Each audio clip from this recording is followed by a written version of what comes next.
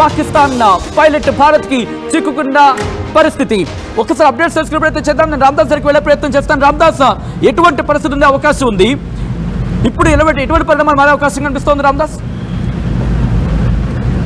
అంటే మనము బాలకోట్ స్ట్రైక్స్ చేసినప్పుడు ఎస్ఐ చేసినప్పుడు అప్పుడు మన అభినందన్ మిగ్ ఫైటర్ లో అభినందన్ క్యాప్చర్ చేశారు. దాని తర్వాత ఇప్పుడు మనం అదే సేమ్ రిపీట్ కాబోతుంది. జైసల్మేర్ లో పాకిస్తాన్ చెందినటువంటి ఒక పైలట్ ని ప్రస్తుతం మనం యుద్ధంలో పాల్గొన్న పైలట్ ని మనం ఇక్కడ పట్టుకున్నట్టుగా తెలుస్తుంది. ఇప్పుడు తాజా సమాచారం ప్రకారం అక్కడ మనం ఏదైతే కొన్ని F-16 అలాగే JF-17 ని కూల్చివేసామో అందులో భాగంగానే ఆ ఫైటర్ జెట్ లో ఉన్నటువంటి ఒక పైలట్ ని మనం ప్రస్తుతం ప్రాణాలతో పట్టుకోగలిగినట్టుగా తెలుస్తుంది. సో ఇక్కడ సేమ్ అభినందన్ స్టోరీ రిపీట్ అవుతుంది. అభినందన్ ఎలాగైతే వాళ్ళు పట్టుకొని యుద్ధ ఖైదీగా తీసుకెళ్లారో ఇప్పుడు మనం కూడా అదే సిచ్యువేషన్ ఇక్కడ రిపీట్ అవుతున్న పరిస్థితి కనబడుతుంది. సో ఓవరాల్ గా మన ఎయిర్ డిఫెన్స్ సిస్టమ్ ఎంత యాక్టివ్ అయ్యాయి, ఎప్పటికప్పుడు మొత్తం మీద 3 ఫైటర్ జెట్స్ ని కూల్చివేసింది.